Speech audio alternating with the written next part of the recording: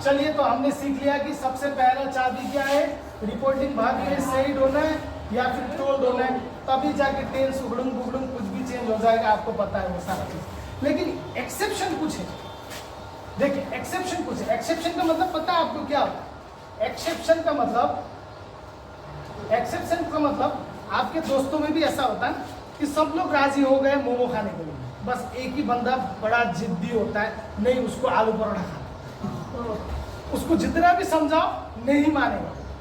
तो उसी तरीके से कुछ एक्सेप्शन होते हैं, नरेशन में भी कुछ ऐसे नियम होते हैं जो कि कोई नियम को फॉलो नहीं करते, समझ में आया? लेकिन वो भी एक खुद नियम, जो कोई को किसी का नियम को फॉलो नहीं करता वो खुद का नियम को फॉलो करता है। Getting the point?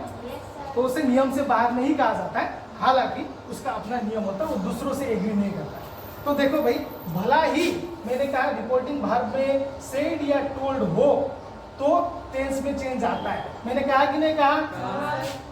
लेकिन इसमें भी एक नहीं मिलने वाला रूल होता है। वो क्या होता है?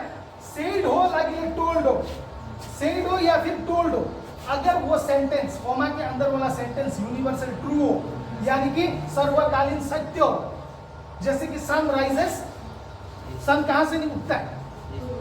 धूप से, समझ में आए? Sky is blue, true is black. अगर यूनिवर्सल सत्य है तो चाहे जितना भी सेड हो, जितना भी टोल्ड हो, कोई भी चेंजेस नहीं आएगा।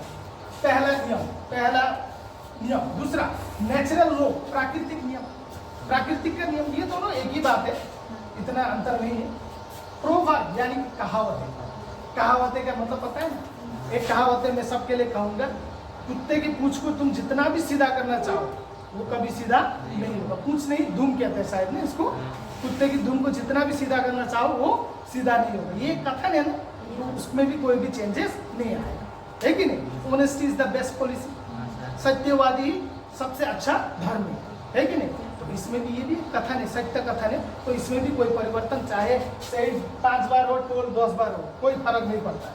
समझ में आए? इसका ही पल्ला भारी होता है, उसका कम होता है, समझ में आए? तो वही प्रोवर्ब तो हो गया। हैबिचुअल एक्ट यानी कि आदतन क्रिया, यानी कि जो भी तुम्हारा आदत होता है, आदत वाले सेंटेंस जितना भी होता है, जैसे कि आई ऑलवेज टेक बात, रोज नहाते हो ना, रोज नहाते हो, ये तो आदत है।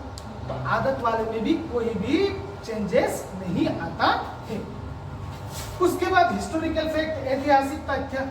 अब शाहजहां बिल्ड द ताजमहल, शाहजहां ने क्या बनाया? ताजमहल बनाया, एक इतिहास का तथ्य सत्य है कि नहीं? तो इसमें भी कोई परिवर्तन नहीं आएगा।